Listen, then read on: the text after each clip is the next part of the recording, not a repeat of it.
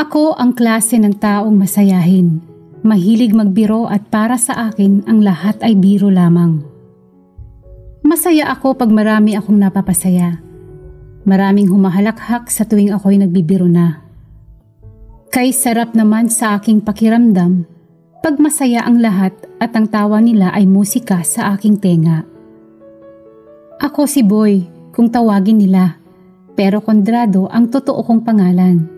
Edad 7 pa lamang ay ulila na ako sa magulang at 4 kaming magkakapatid at ako ang bunso. Batang piyar ako, tagabuhat ng mga imported na mga produkto na nadating sa ating bansa. Galing Asya ang hawak ko at maging ang mga galing Mindanao ay dito rin bumabagsak. Under kami ng agency ng customs at maayos naman ang pasahod sa amin. Matagal na ako dito, buhat makatapos ako ng TESDA. Dito na ako napadpad dahil inakit ako ng mga kaibigan ko. Boy, balita ko tumama ka raw sa wedding. Balato naman dyan oh. Baka may natira pang pangmerienda dyan. Sige na. Biro ng aking mga katrabaho. Naku, hindi ko pa nga nakukuha eh. Nasa bangko pa. At isa pa, wala akong valid ID at cheque pa yun. Bukas na lang at hapon na rin kasi. Mas mainam kung bukas na. Mas masaya. Sagot ko naman at tawanan naman sila. Ako ang kanilang pahinga. Nare-relax daw sila pag nagpatawa na ako. Maging sa FB, marami akong kalokohang ginagawa at sanay na sila sa akin maging kamag-anak at pamilya ko. Boy, umayos ka nga. Kailan ka ba titino ha? Palagi kang pabiro-biro, para kang may sayad. Saad ni Kuya sa akin. Kuya naman, laging seryoso, kaya ka natanda agad eh. Nagbibiro lang naman ako. Sagot ko. Hindi kami ganun ka-close na magkakapatid dahil na rin siguro maaga kaming naulila. May natira namang ari-arian ng mga magulang namin at balak na nilang hatiin. Kaya lang, nag-aaral pa ang 2 kong kapatid na babae. At sa paupahang apartment lang sila, kaya hindi pa mahati sa 4 ang aming mamanahing lupa't bahay at ilang lupa pa sa probinsya. Bakit kasi 4 na taong kurso pang kinuha nyo? May mga anak at asawa naman kayo. Ayan, hirap na hirap kayo ngayon. Di naman kayo artista para maging feeling independent. Gogondo nyo ha? Biro ko sa 2 kong kapatid. Boy, gumalang ka ha? Matanda kami sayo. Iginagaya mo kami sayo na sa TESDA lang nagtapos. Paano? Puro ka kasi kalukuhan. Lahat idinadaan mo sa biro. Kaya hindi ka umaasenso. Hindi na ako sumagot pa.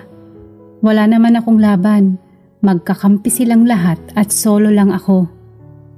Totoo naman ang sinabi ko. Dinaan ko lang sa biro dahil halos sa kanila na lang napupunta ang upa sa apartment. Hindi na mahati ng tama sa 4 kasi tuition fee nila at pagkain ng pamilya nila doon na inaasa. Ang katwiran nila, may sahod naman ako at binata pa.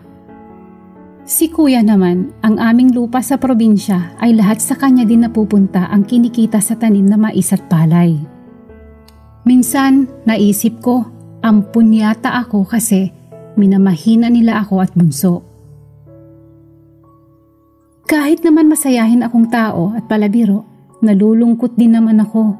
At pag hindi nila ako kinikilala bilang kapatid, masakit yun sa akin. Ganun pa man, tuloy pa rin ang buhay. Ayaw ko ng away. Ang mahalaga, nasa bahay sila pagdating ko at masaya na ako roon.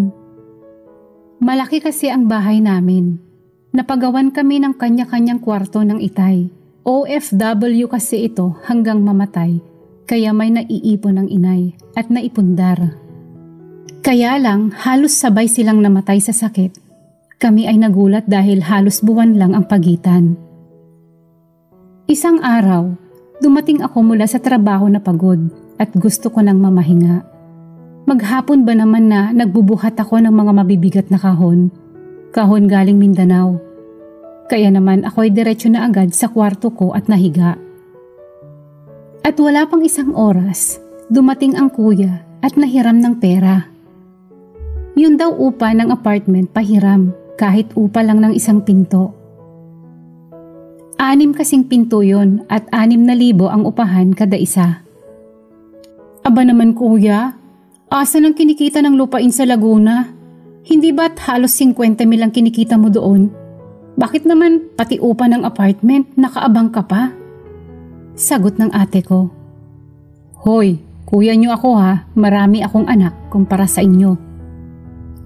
At kayo na nga ang nakikinabang sa bahay na ito. Ako naman ay nakabukod sa inyo. Saka ngayon lang naman ako hihingi at hindi yun sa inyo lang, sa atin yun. Masakit sa tenga ko na marinig ang mga salitang yun. Ang sarap sumagot na. Buti nga kayo, nakikinabang. Ako nga, walang napapakinabangan ni Singkong Duling. Kay sarap sanang managot kaya lang bunso nga pala ako.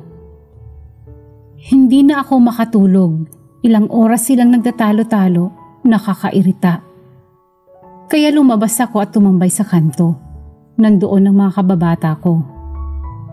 Boy, miss you na boy. Kumusta na? Bakit yata tumambay ka ngayon? Pagtataka ng kababata ko. Mainit ang aircon namin boy. Hindi ako makatulog. Saka laging nagmi-miss call si Ivana Alawi. Miss na daw ako nun eh. Kaya yun, nawala ang antok ko. Biro ko na naman. Loko ka boy.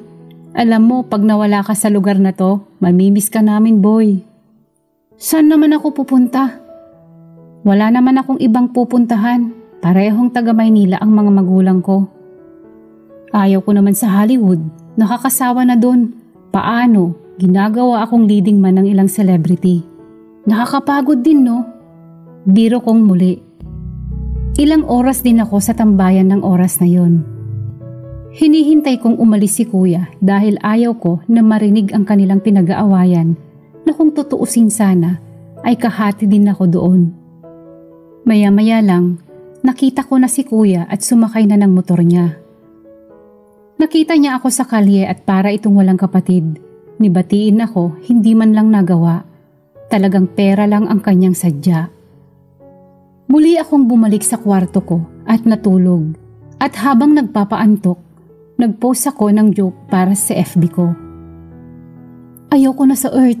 Tumalon na kaya ako sa dagat para wala na akong isipin pang problema. Nakakasawa ng maging pogi. At wala pang 10 minuto, inulan na ito ng mga halakhak sa MOG ng mga kaibigan ko at kakilala.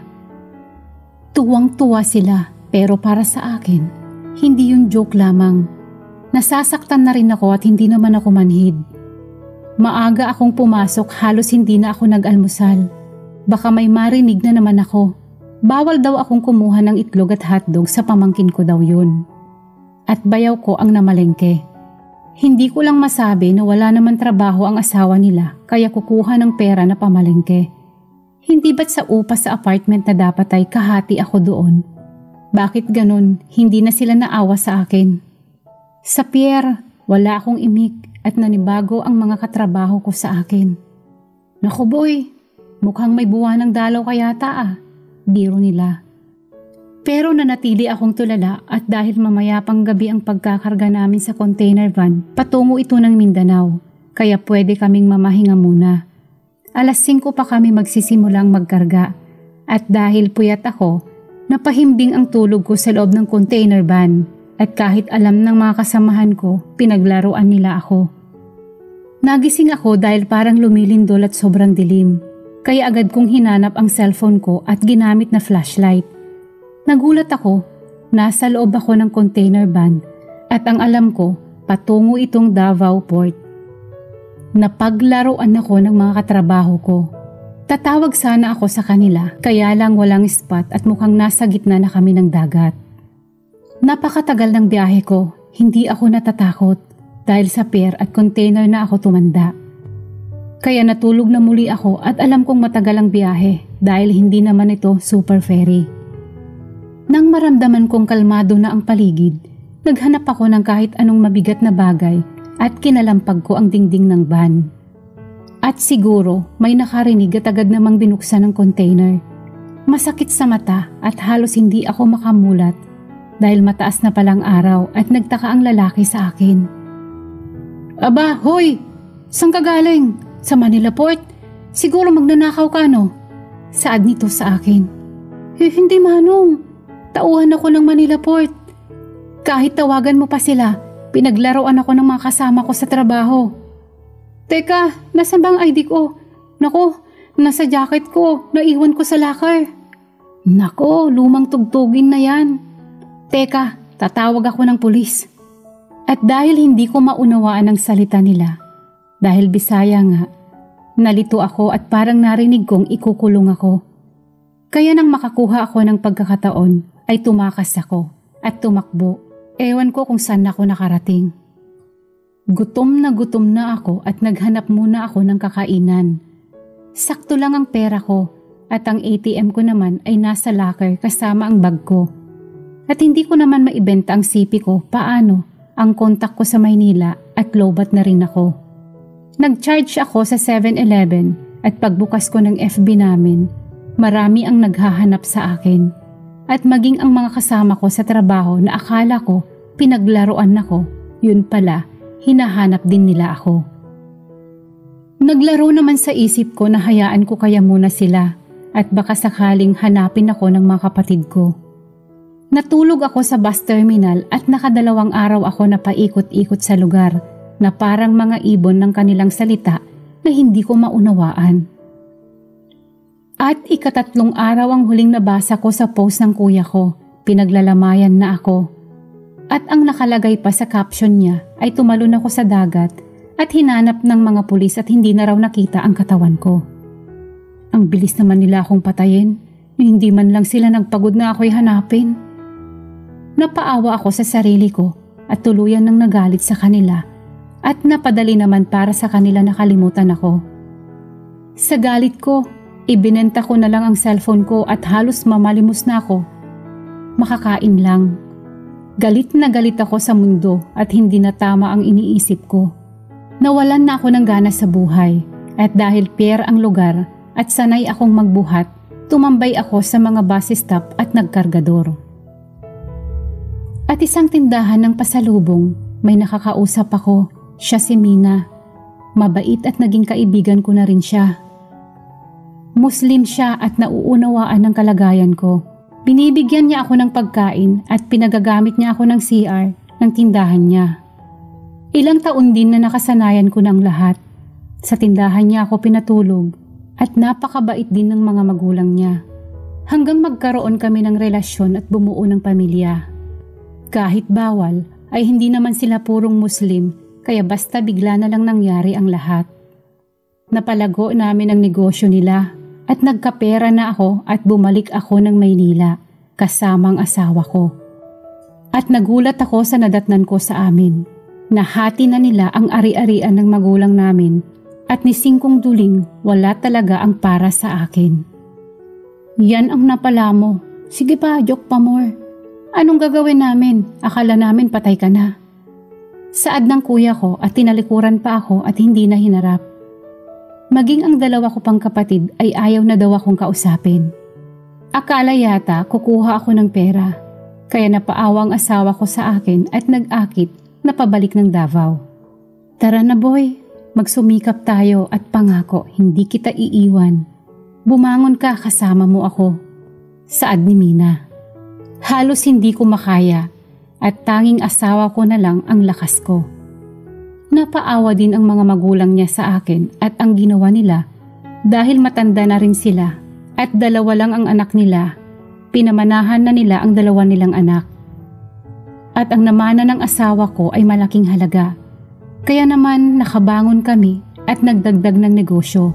At dahil negosyante ang asawa ko, magaling itong magpaikot ng pera. Nagpa-convert na ako sa Islam at pinakasalan ko ang asawa ko. Isang kaibigang Muslim ang nag-akit sa akin na mamuhunan sa Baklaran at amin itong pinatos. At muli, mabait talaga ang ala sa amin. Tagumpay na naman kami at nakabili pa ng lupa't bahay sa Maynila. Nalaman ng kuya ko ang aking kalagayan sa buhay at hinanap niya ako. at nagulat ako sa sinabi nito. Dahil ubos na daw ang namana nila. Masakit man sa akin, inabutan ko na lang siya ng konting tulong at tinalikuran ko na din. Hindi ako masamang tao, pero gusto kong maramdaman din nila kung paano talikuran ng kapatid. Tiniis ko sila at nanalangin na sana magsisi sila sa ginawa nila sa akin. At sa mahabang panahon, malalaki na ang mga anak ko at malaki na rin ang ipon ko sa bangko. May mga edad na rin ang mga kapatid ko at dahil hindi ako masama, pag nagkakasakit sila ay natulong ako ng palihim. At sa kasalukuyan, namumuhay pa rin akong mapayapa at palabiro at hinding-hindi ako magbabago.